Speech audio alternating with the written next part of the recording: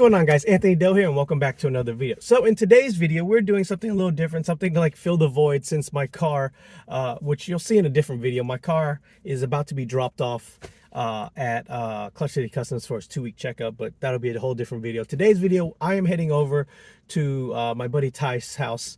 If you guys don't remember Ty, he's only been on the channel I think like one other time. He picked up a 2023, maybe 24, I'm not quite sure on the year. I think it's a 2023 IS500, which is the V8 Lexus. I believe it is the last V8 that they will be producing. So we're going to go work on that car. He's installing some RSR coilovers. His coilovers are a very similar setup to mine. They are standard married coilover up front, divorce coilovers in the rear, which divorce, if you guys don't remember from my coilover video, is a spring and strut that is separate from each other. So the spring and then the strut is here instead of being on top of each other or inside each other. So we're going to go head over to his house. He just got some new, one of those airlift jack things for your house from Costco. So that should make this job a whole lot easier. But yeah, enough of this. This is probably going to be an all-day affair. So let's head over there and get started. All right, so here it is, guys. My buddy's IS500 2023 or 24. And we're going to be doing the RSR coilovers. So it is a very similar setup to mine, where like the front is, you know, normal, but then the rears are divorced. So the springs and strut are separate, and then you have the adjustment tool right here. And then we're also going to be adding his Tom's strut bar once we're all said and done, since all the bolts are going to be off anyways. It also looks like he got some wheel spacers, so fun. All right, guys, so I think we're going to go ahead and start with the trunk and then start removing some panels. All right, so we're going to go ahead and start here in the trunk. You just want to start with these cargo net screws. Just go ahead and twist those off. Then get a pop screw, pop all these clips off, and yeah, we'll start right here by removing the panels to get access to the back. All right, so once you get like most of the panels that are in the way, the carpet, the trays, all that, you're going to want to go ahead and get like a little pry tool, pop this up. I believe this is a 10mm bolt, so just go ahead and remove that. One right here as well, 2 over there, and then a couple of pop clips right here, 1, 2, and hopefully this whole side panel should just pop out. This one, once these are removed, just pop up. So yeah, let's get it. Once you're able to pull the side panels off, you'll have access to the rear struts. There is this sensor right here for the factory settings. It's real easy. There are 2 metal clips, one in front, one in back. Just kind of get a flathead or your fingernail. Go ahead and pull that forward. Remove both clips. I already pulled off the other one. And then just lift it straight up and set it off to the side. And then just go ahead and loosen these up while you're here. They are 3 14mm bolts. Alright, so once you loosen up the back, we're about to get ready to jack it up. So, but before we do that, same thing with the fronts. Just go ahead and loosen these 3 14mm bolts.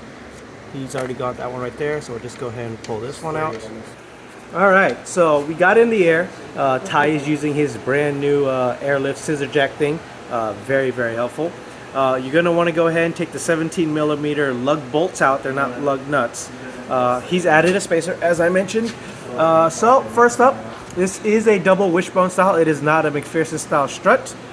So normally that would be a pain in the ass. You just got to unbolt the bottom, unbolt this, and then hammer this until it becomes loose. But it looks like this one's done pretty easily. So once you get the 14s at the top loose, you just got to come under here. The 19mm nut right here, you just loosen that, break that off. And then there are 2 19s under here, and because we're hoping that the car is so new that nothing is really seized on, we're hoping that this part will just lift up and we can slide the strut and out through the side without having to do too much work. So let's hope that works out the way we plan to.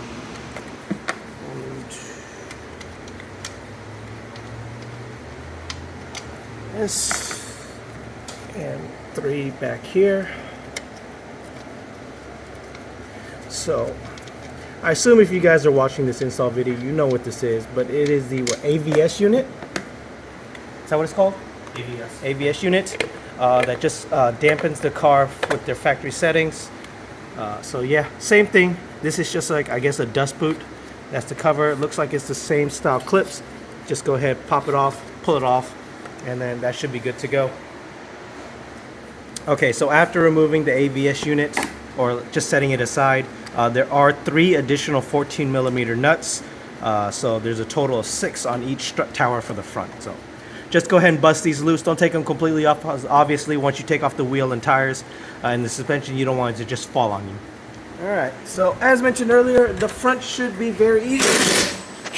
You just go ahead and loosen that 19 right there, the 2 19s at the bottom, and then hopefully this portion just slides right up. And then this little 10. For the oh yeah, and then the line. 10mm for the brake line that's attached to the factory strut.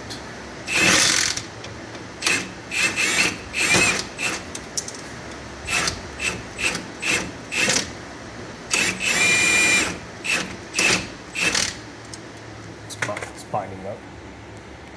Alright. Sounds like it's binding up a bit, so just either have you and a buddy lift it up or get a jack underneath and relieve some of the pressure. It's spinning, but I can't see.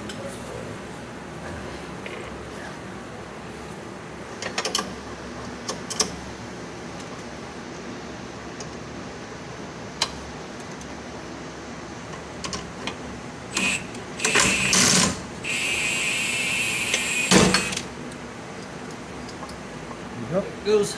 Once you get that one out, 2 19s under here, and hopefully lifts right up.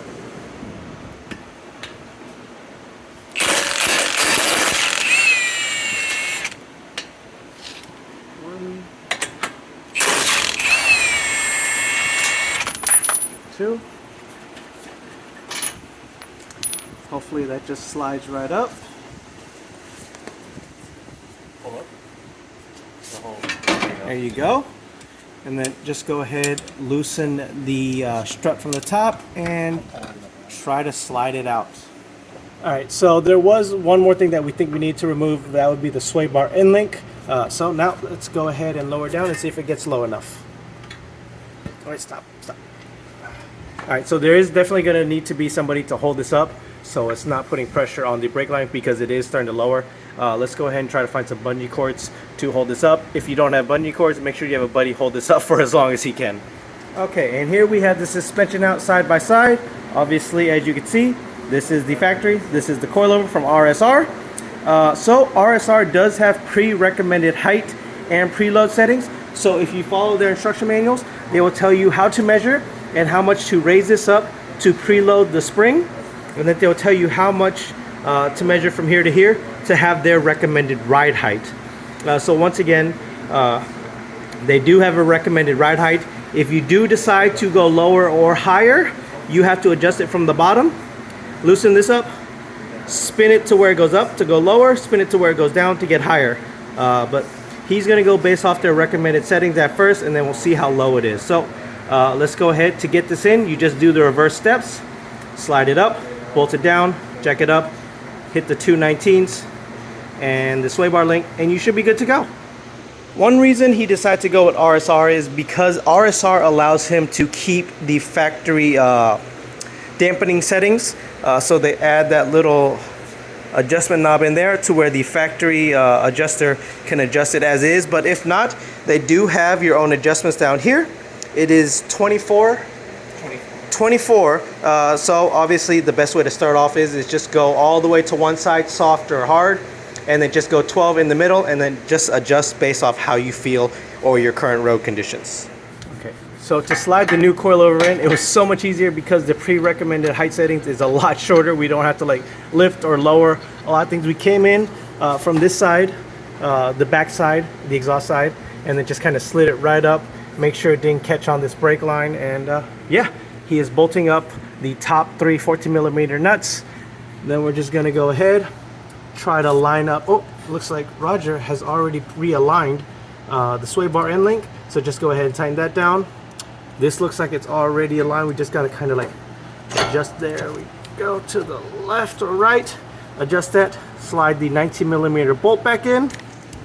Slide the, or like bolt in the 2 19mm nuts under here. Reattach the brake line with the provided 10mm nut. They do provide a longer one because it does need to squeeze through these 2 clamps. The clamp is provided. It is separate from the manufacturer, so you are going to have to open it, slide on. They tell you to put it right on top of the spanner. I guess it is extra protection to make sure this doesn't get loose. But yeah, let's go ahead and reinstall everything. All right, so once you have these bolted down, go ahead and take the factory AVS unit. There is a little slit on the inside. Match it up with the little notch on the inside so that way it can adjust it. Go ahead and take the clips, slide it back on, make sure it clicks in its place. Same on the other side, you're good to go. And from here, if you don't have a strut bar, just go ahead and replace the factory caps and plug that back in. But he does have a Tom strut bar which cannot retain the factory cap, so we have to pull the grommet out. So we're going to put the strut bar over that, slide this through the provided hole in the Tom strut bar.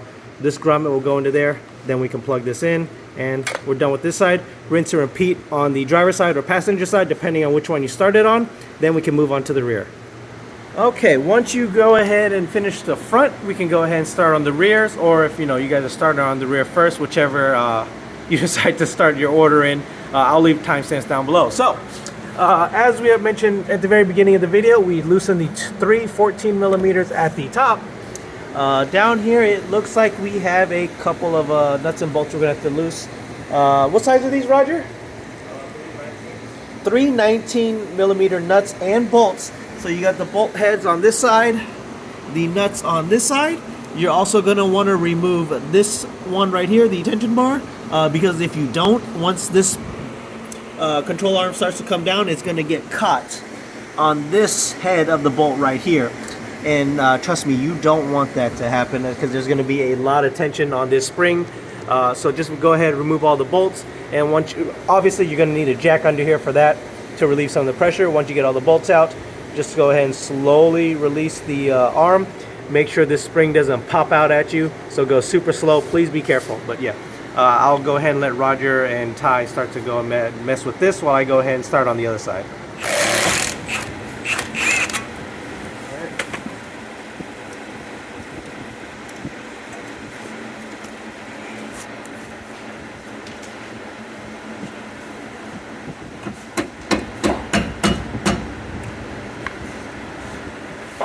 Oh, there's so much tension there.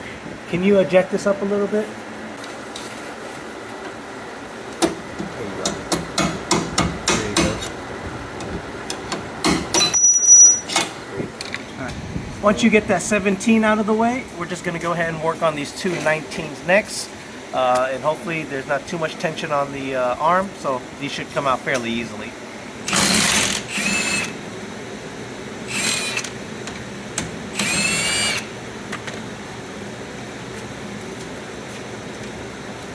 Up or down?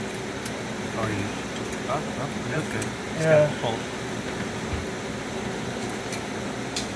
Oh, is this me? Can you give us the wrench? Yeah. That's fine. He's got it. Luckily it's on a washer. Oh, there you go. Nice. Broke? Nice. The washer was spinning for him. So the longer bolt is for the shock, and then there's going to be a slightly shorter bolt for the control arm to the, I guess, spindle, whatever that is.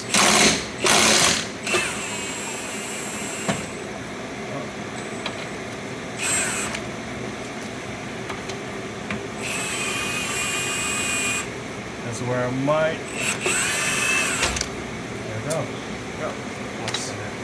Alright, so when you remove that bolt right there, just be careful, watch your face, don't let that hit you coming up.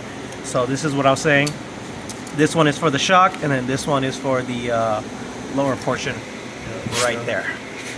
That's all of it. Then next up, So a 17 if I remember. there will be a 17 millimeter end link bolt. Right, hopefully you guys can see it right there. Go ahead and loosen that one up.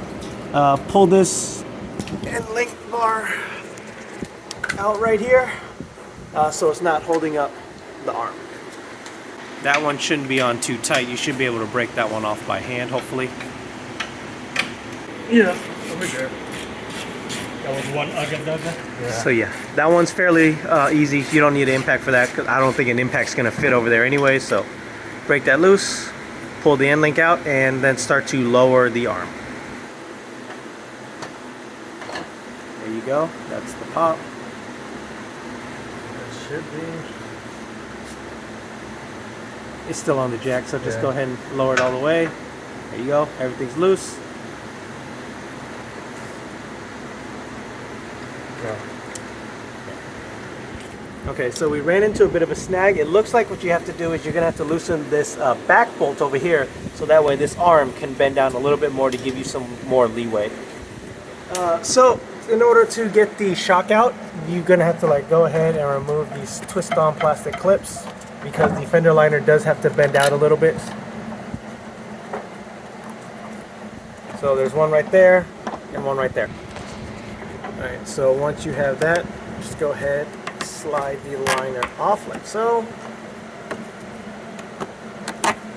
Then it just gives you enough room to pull the wide top hat through.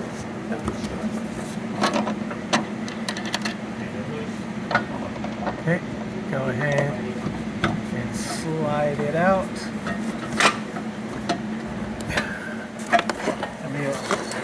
There you go. Slide it towards the back. Yes. Loosening that 19mm bolt and back, you don't even have to take it all the way out, just loosening that alone just automatically dropped this arm. And then so they're able to weave it through. Being It's caught on the arm right there. Yeah. There you go. Slides right out. Go ahead, take the spring out. Remove this bottom grommet. You won't be reusing this. They supply their own ones, but you will need this top one. So this will go on top of the new spring.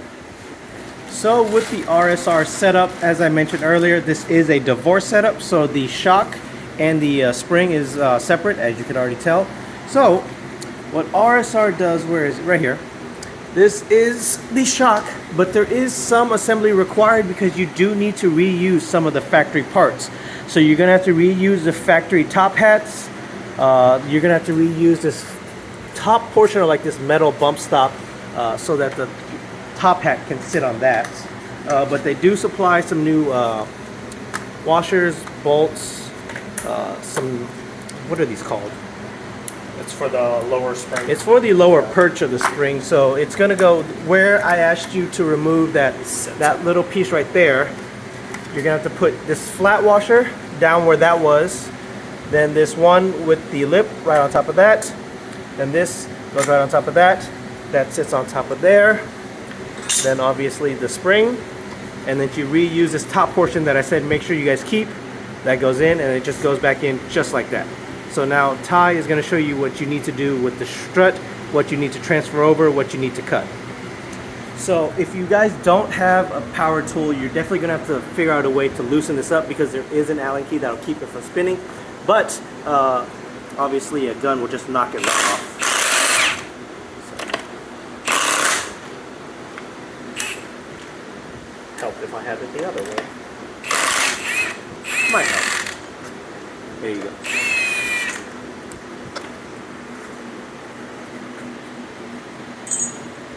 Won't be using those. So you won't be reusing the factory, I guess, what is this, washer and nuts. They do supply their own new ones for this setup.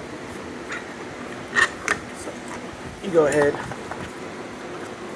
and then cut this off. So you're gonna have to reuse a portion of the factory dust boot cover, basically this metal hard part up top only. So you're just gonna have to cut a line right around here. Yeah, I'm just following this edge. Just following that edge, real simple, nice sharp razor blade will cut it off. It's actually pretty hard, it's plastic. Nope. And then we won't be using this bump stop, so you can get rid of it. So keep this.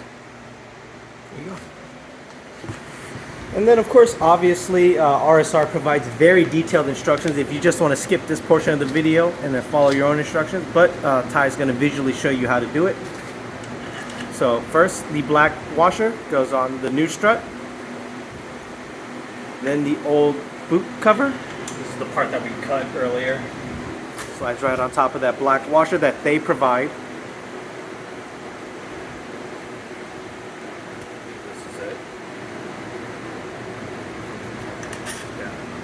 This portion from the old strut goes on top of that.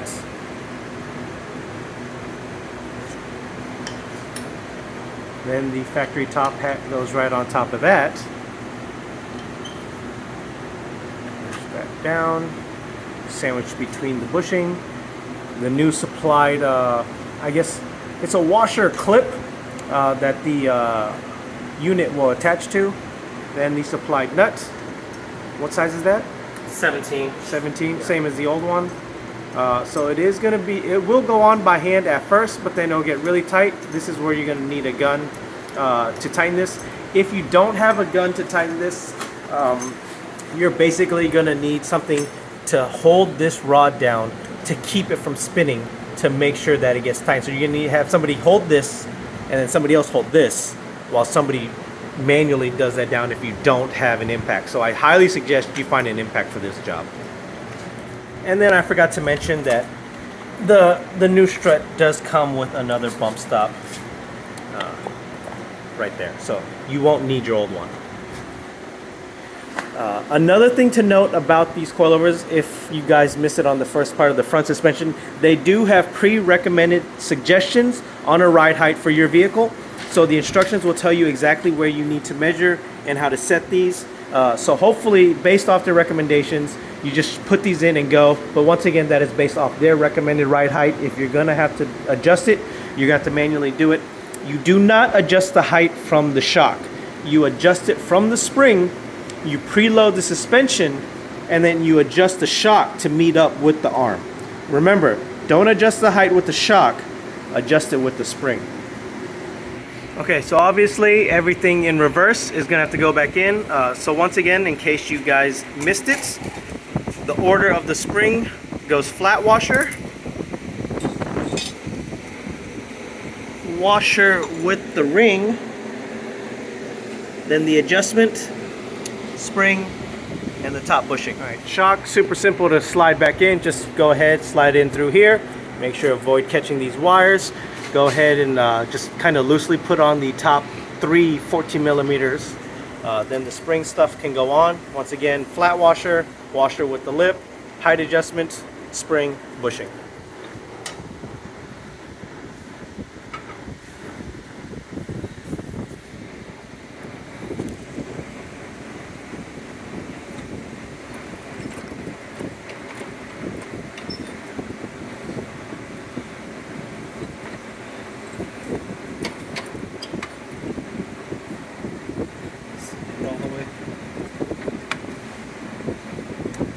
So the easiest way we find to do this is once everything is lined up, go ahead and try to put the sway bar end link in first because that is the shortest component of this whole process. So getting that one in first will hopefully line everything up. Then after that, we will do the strut. And then after that, we will do this part right here that connects to the brake assembly. And then the last one would be this one right here connected to this tension bar. Yeah, so once we got the sway bar end link lined up, this one lined up perfectly. So the height recommendation they do recommend seems to be spot on. Next up, we're just gonna have to go ahead and jack this up a little bit to line this up with that. And then the same thing for the bottom one. All right, and just like that, make sure you tighten up this one, and that one. Those are your 19s. You're gonna need a socket and a wrench for both sides, or if you have 2 sockets. 17s for down here, and the 14s at the top.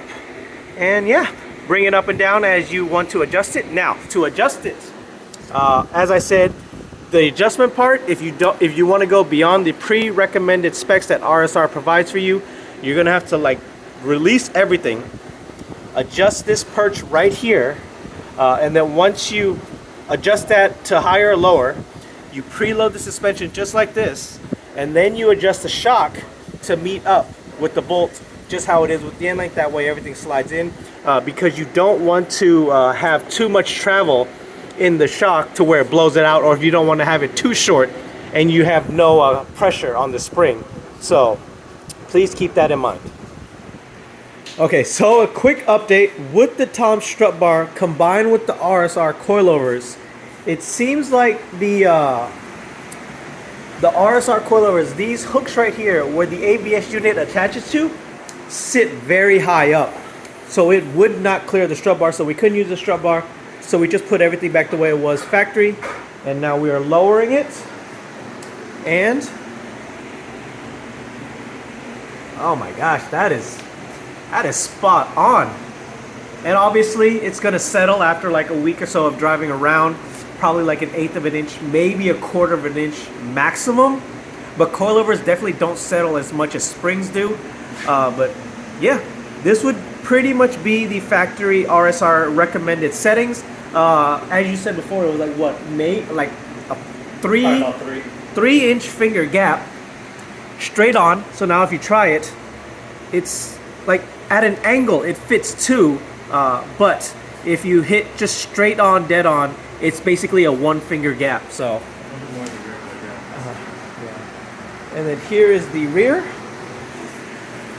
The rears are definitely they definitely sit a little bit lower, or at least visually they look like they sit lower, but honestly it looks like it's pretty even all the way around. So yeah, there you guys go. So obviously we're gonna have to do some fine adjustments if Ty's not happy with the settings, if he wants it higher, he wants it lower.